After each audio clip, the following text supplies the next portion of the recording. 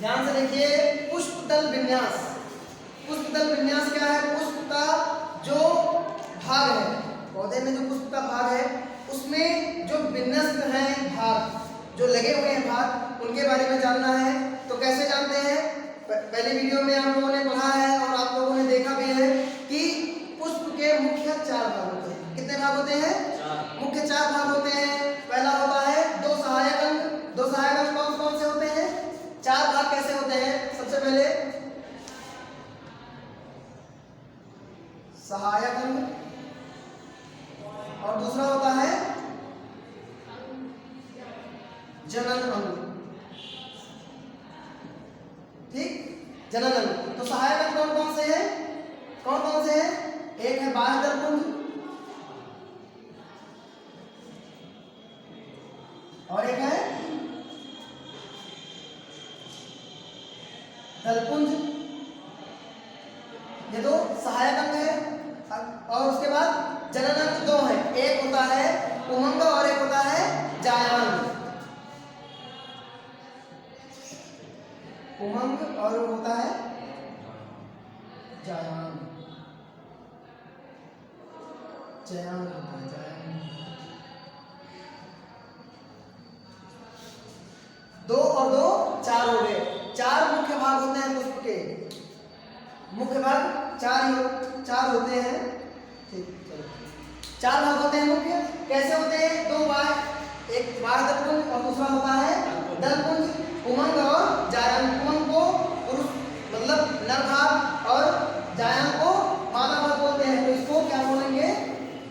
नर भाग है पुष्प का ये, और ये क्या है? मादा भाग है। ये दोनों क्या है? सहायक अंग है। कभी कभी किसी पुष्प में एक और अंग आ जाता है, एक और भाग आ जाता है जिसे अनुवाह दलपुंज बोलते हैं। जिसे क्या बोलते हैं? अनुवाह दलपुंज। जो बाह्य दलपुंज के नीचे की स्थिति होती है उसको क्या बोलते हैं? अनुवाह दलपुंज। तो इसमें एक और ऐड कर देते हैं। तो ऐसे मुख्य 4 ही भाग होते हैं, लेकिन कभी कभी एक बढ़ जाने के कारण कितने भाग हो गए? मुख्य 5 भाग हो गए। क्या होते हैं? ये एक दूसरे पर डिपेंड होते हैं। जैसे पहला अनुवाह दलपुंज, तो अनुवाह दलपुंज क्या करता है? बाह्य दलपुंज की सहायता करता है कि वो गिरे ना।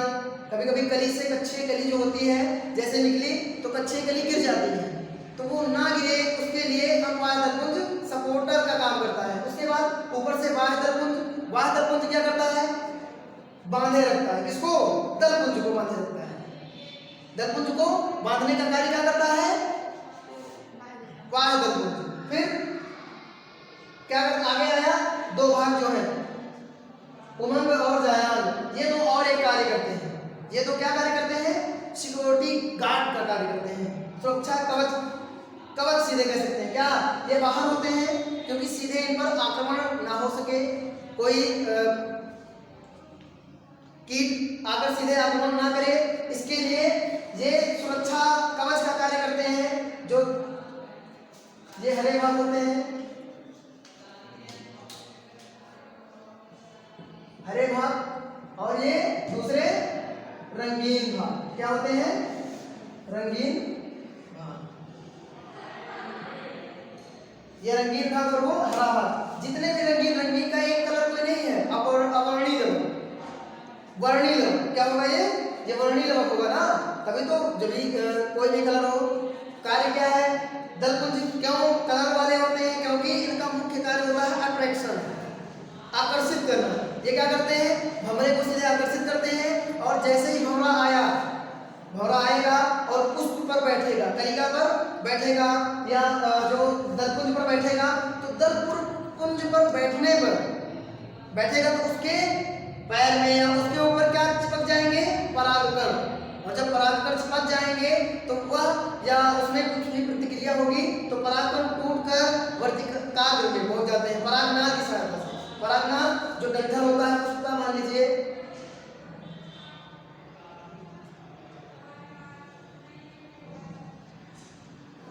ये पुष्प का क्या है?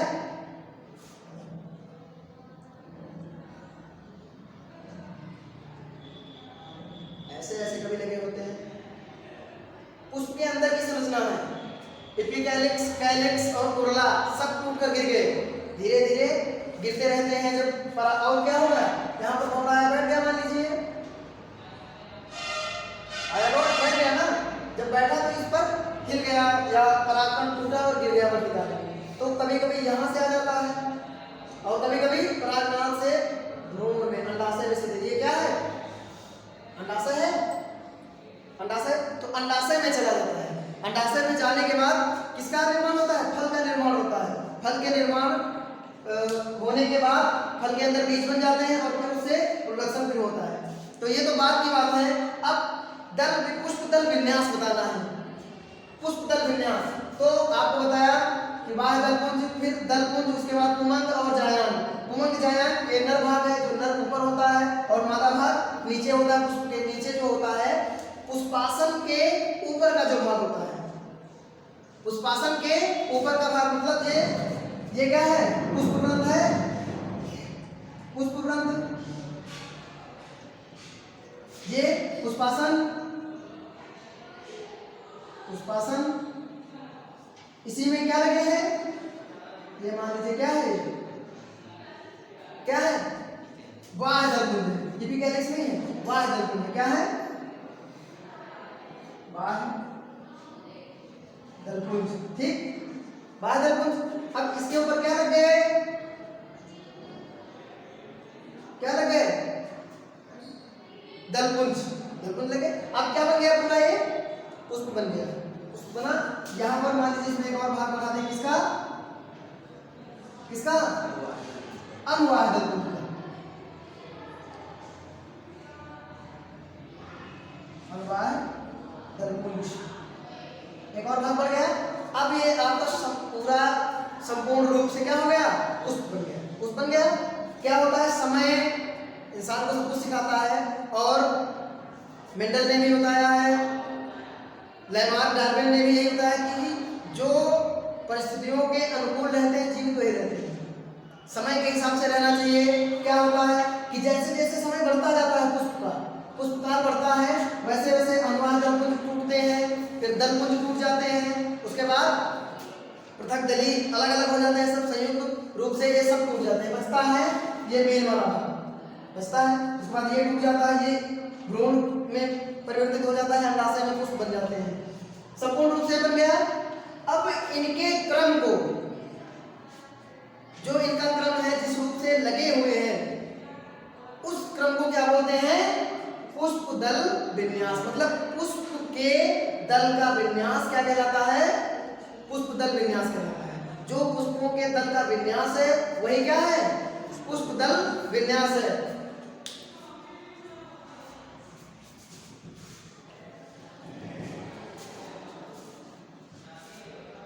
एक संपूर्ण पुष्प कई प्रकार का होता है। संपूर्ण पुष्प कितने प्रकार का होता है, कई प्रकार का होता है।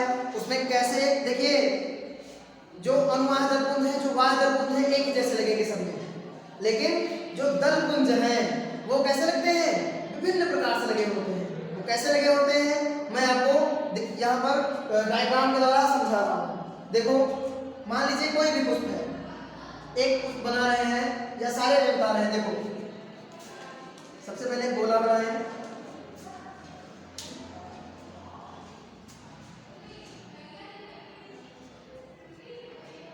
कोई भी पुष्प जब ऊपर से देखेंगे, ऊपर से देखने के लिए पुष्प होता नहीं है, लंबवत काटें होती है, एक अनुप्रस्थ काट बीच से।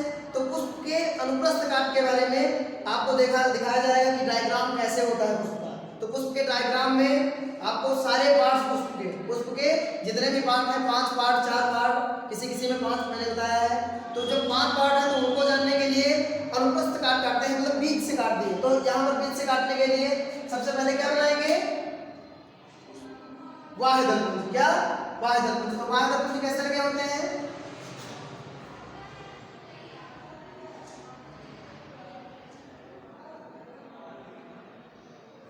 एक,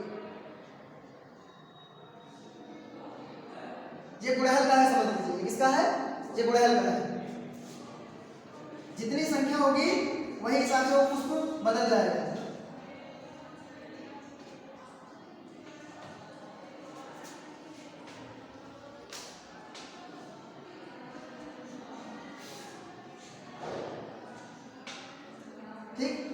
ये क्या है? ये क्या है? ये है बाह्य दलपुंज। ये क्या है? बाह्य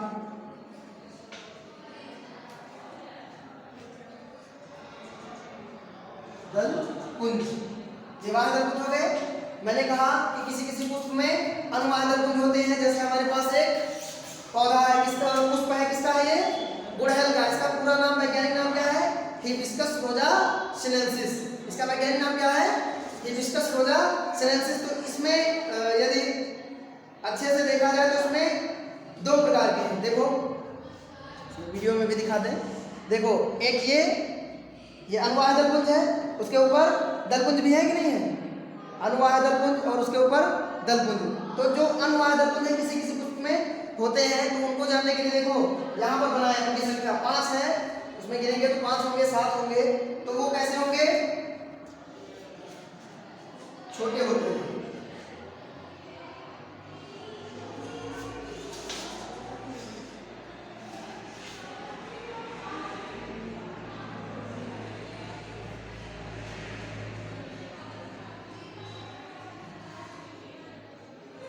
ये क्या है? अनुवाह दलपुंज है। क्या है? अनुवाह दलपुंज।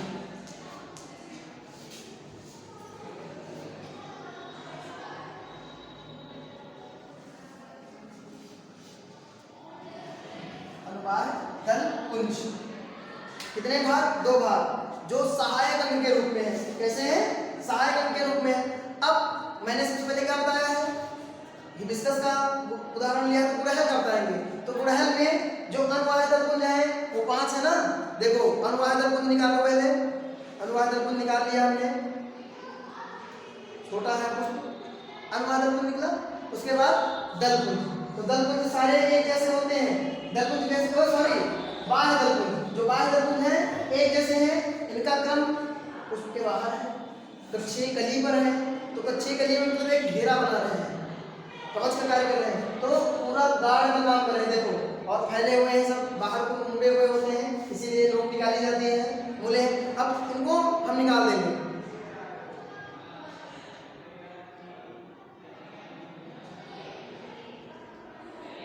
इसमें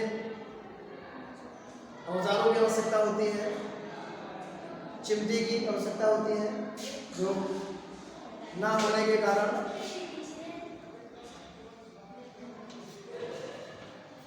देखो आराम से इसको निकालेंगे और एकदम निकल गया।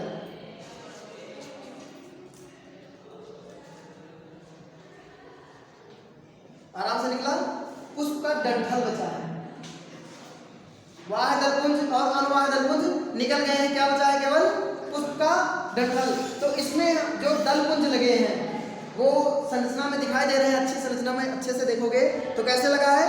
एक के ऊपर एक चढ़ा हुआ है, एक हिस्सा दबा हुआ है, एक हिस्सा चढ़ा हुआ है और एक हिस्सा दबा हुआ है। अच्छे से दिखाई दे रहा है ना। देखो एक कहीं से निकालें, एक निकालो, ये देखो एक निकला। एक के ऊपर एक चढ़ा हुआ है कि नहीं चढ़ा हुआ है? ये देखो एक के ऊपर एक। अब एक निकलता जाएगा आराम से। ये इसके ऊपर चढ़ा हुआ है, ये देखो निकल गया ना एक के ऊपर एक। और 5 हैं। कितने हैं? 3 2 5, 5 बनाए ना। अब देखो 5 बनाने हैं, कैसे होते हैं? एक के ऊपर एक चढ़ा हुआ। कैसे है? एक के ऊपर एक चढ़ा हुआ है।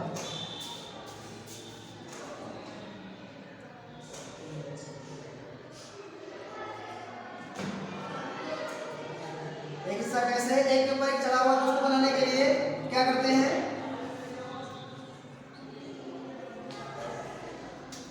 एक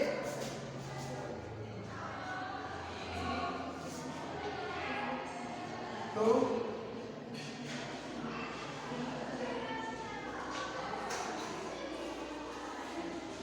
3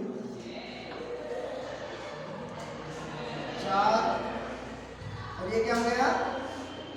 5। एक हिस्सा चढ़ा हुआ है और एक हिस्सा दबा हुआ है। ऐसे सीधे आप देखें तो आपको दिख रहा है ना कि एक हिस्सा चढ़ा हुआ है इधर का, और ये अंदर है ये बाहर, ये अंदर है ये बाहर है, फिर ये अंदर ये बाहर, ये अंदर ये बाहर। ऐसे पूरा क्रम है ना, पूरा क्रम ऐसे ही तो है।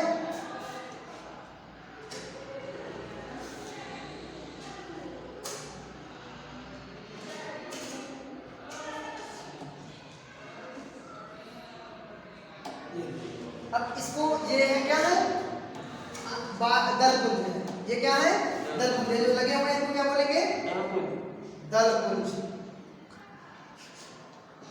तो देखो एक के ऊपर एक जब लगा हुआ होता है विन्यास होता है, जब एक के ऊपर दलपुंज एक हिस्सा दबा हुआ और एक अंदर होगा तो उसको बोलेंगे कोर छाती विन्यास। वो कौन सा होगा, कोर छाती विन्यास होगा। वो क्या है, वो कोर छाती विन्यास है। दलपुंज की कैसे लगे हैं ये, कोर छाती तो है।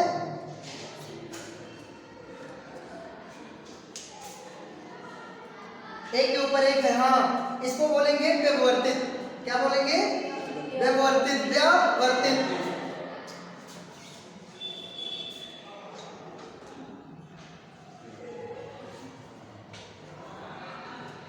ये एक के ऊपर एक जब लगा हुआ होता है ऐसे, एक के ऊपर एक के ऊपर एक, तो वो है व्यववर्तित। वो क्या है, व्यववर्तित। अब ऐसे ही सारे पुष्प हैं, ठीक। कभी कभी क्या होता है, अंदर की संरचना कैसी होती है, अजीब अलग होती है। वे दिखाएंगे। देखो पूरे पार्ट सेम है, मान लीजिए पूरे पार्ट सेम।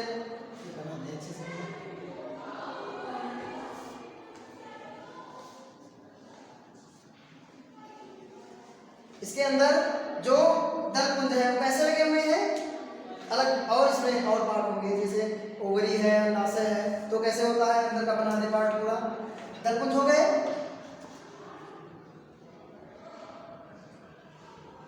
एक ऐसी संरचना, गोल जैसी संरचना देखेंगे।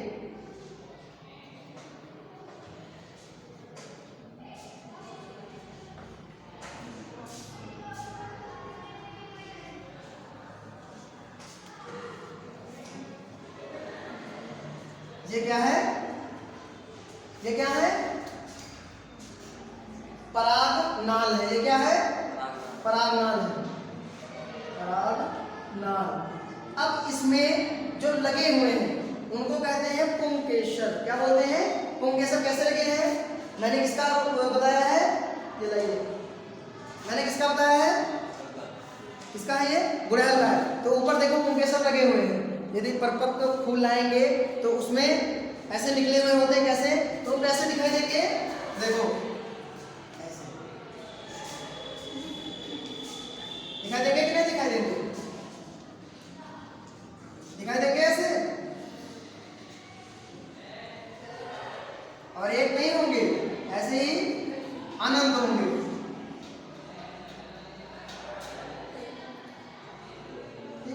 ये परागनाल। और उसके बाद पराग, हाँ परागनाल है, परागनाल। अब देखो ये क्या है, ये परागनाल। अब ये जो लगे हुए हैं क्या है,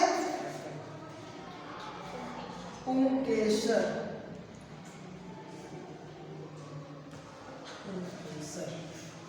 ये पुंकेसर है। देखो आगे लगे हुए हैं क्या है, पुंकेसर है। अब उसके बाद अंदर की संरचना, अंदर की संरचना जो है ओवरी, अंडाशय आता है। तो कैसे होता है,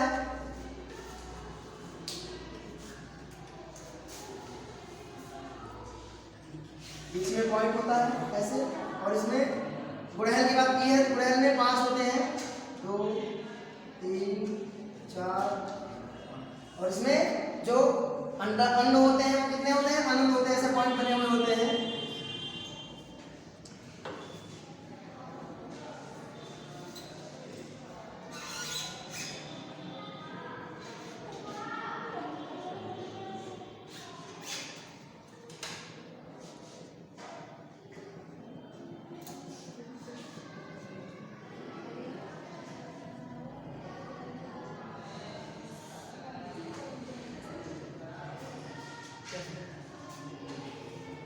ये क्या है, गुड़हल। पूरा एकदम परिपक्व गुड़हल है। जब आप काटेंगे अच्छे से, कहाँ गया दोस्त भाई, ये देखो, ये जो डंठल लगा हुआ है ये नीचे, ये है ना, ये क्या है, अंडाशय। जब इसको अच्छे से देखेंगे तो परागनाल निकल आएगा ऐसे।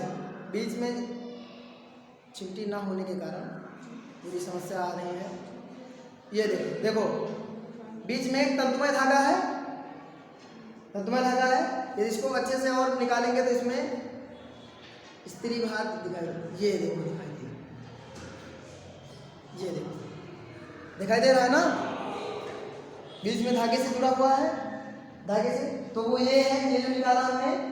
और उसके बाद यदि इसको ब्लेड से काटेंगे तो इसमें पंचंडपी 5 काट मिलेंगे, 1 2 3 4 5, तो पंचंडपी काट होगी। और उसमें आपको अंडाशय की संख्या इसमें अनंत होती है, तो आपको अंडाशय की संख्या भी दिखाई देगी यदि आप अच्छे से काटेंगे।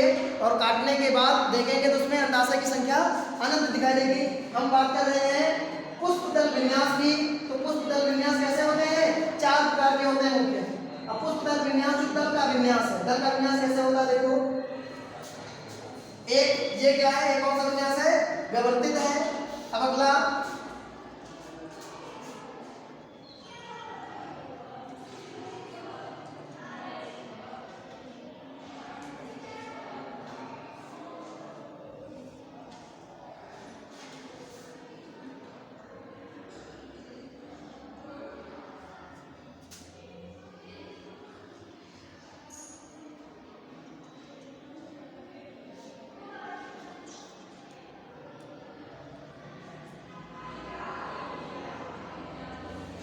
ठीक, एक दूसरे को स्पर्श कर रहे हैं, छू रहे हैं।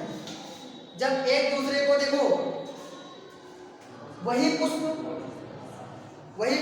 है, ठीक, लेकिन यदि उसके किसके क्रम में, उसके दलपुंज के क्रम में केवल एक बदला हुआ है। कौन सा बदला हुआ है? दल के क्रम का। अभी एक ऊपर था, एक नीचे था, अब यहाँ पर क्या हो रहा है? स्पर्श कर रहा है। क्या कर रहा है? स्पर्श कर रहा है। ये केवल स्पर्श कर रहा है, ऐसे स्पर्श कर रहा है, तो उसको क्या कहेंगे? कोर स्पर्शी। क्या कहेंगे? कोर स्पर्शी। तो ये कौन सा क्रम है? कोर स्पर्शी हो गया। अब एक और संरचना, 2 पढ़े, पुष्पदल विन्यास कैसा हुआ है? एक और व्यवस्थित, एक और कोर स्पर्शी। अब देखो, कभी कभी 2 अंदर हो जाते हैं, 2 नीचे हो जाते हैं। देखो ये पुष्प है, ये पूरा बाहर का प्रक्रिया वैसे है, सब कुछ सेम होगा, केवल दल के पुंज का क्रम बदल जाता है, बस उससे दल पुंज का क्रम अलग हो जाता है। कोर स्पर्शी, कोर छाती, व्यवस्थित। अब यहाँ पर दल लगे हुए हैं, देखो कैसे लगे हुए हैं।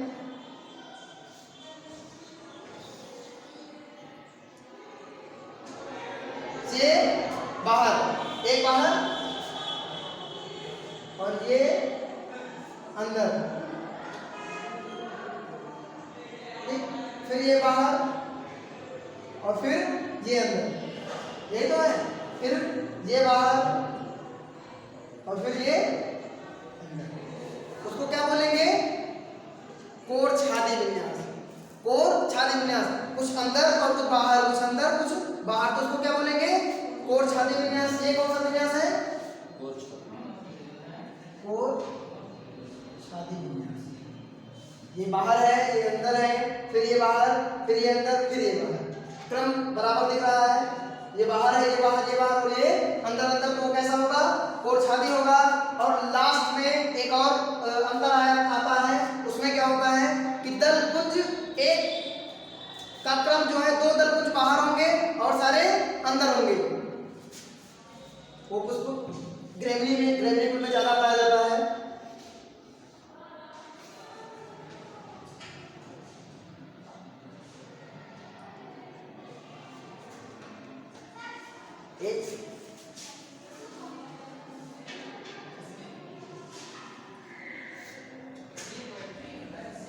दो हुआ, और ये भी अंदर पाया जाएगा। कहाँ पाया जाएगा? ये अंदर, और इधर वाला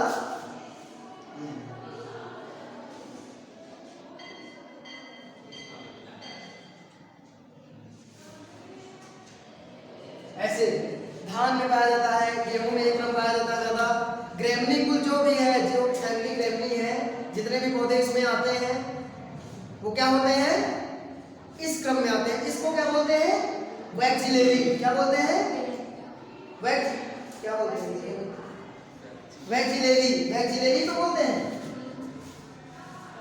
क्या बोलते हैं?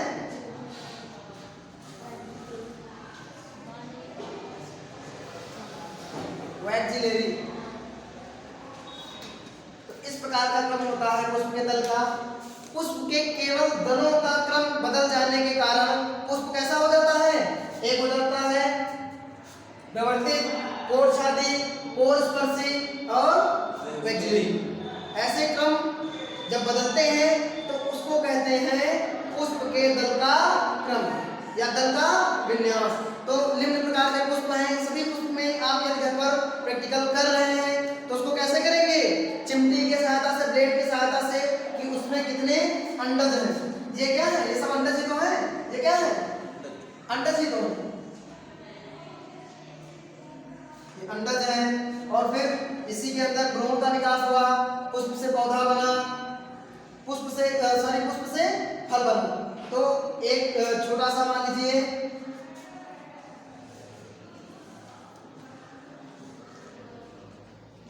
ऐसे तो बना था गुड़हल का। इसमें एक तंतुमय होता है जिसमें क्या लगे होते हैं? पुंकेसर।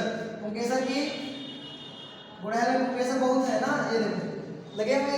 इसी पर एक छोटी सी खोल होती है, वो क्या करती है? सुरक्षा का कार्य करती है। ऐसे दिखाएंगे, नहीं दिखा आप लोगों को भी? ऐसे होती है, सुरक्षा का कार्य करती है। इसी के ऊपर एक और खोल होती है, ये हो गई, जिसको क्या बोलते हैं? बाह्य दलपुंज। इसी के ऊपर एक और खोल होती है जिसे बोलते हैं अनुबाह्य दलपुंज। इसी के ऊपर एक पूरा सुरक्षा कवच का आकार होता है जिसको क्या बोलते हैं? दलपुंज। इन सभी के बावजूद भी पुष्प पर कभी कभी आक्रमण होता है। उस आक्रमण को रोकता है कौन? कौन रोकता है? पुष्प का डंठल। जो ये डंठल होता है इसमें बहुत लचीलापन होता है। मान लीजिए कभी घोड़ा आकर्षित हुआ और अचानक बैठ गया तो कभी कभी पुष्प टूट जाता है, देखा है कि नहीं देखा है? तो इसको रोकने के लिए सबसे ज्यादा सुरक्षा करता है पुष्प डंठल। क्या करता है? पुष्प डंठल है वो, पुष्प व्रत जिसको बोलते हैं, वो पूरा लचक रोक लेता है।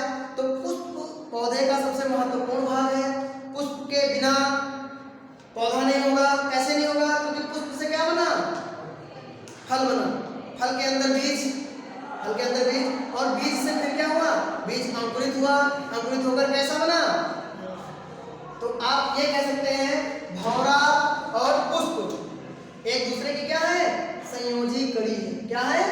भौरा ही नहीं, कोई भी बीज जो परागण के लिए उत्तरदायी हो, जैसे मधुमक्खी है, मक्खी भी करती है परागण, तितली है, तो ये सब क्या करते हैं? जीव परागण के लिए उत्तरदायी होते हैं। जिसके समय जब परागण होता है इनके द्वारा, जब परागण होता है तो क्या होता है?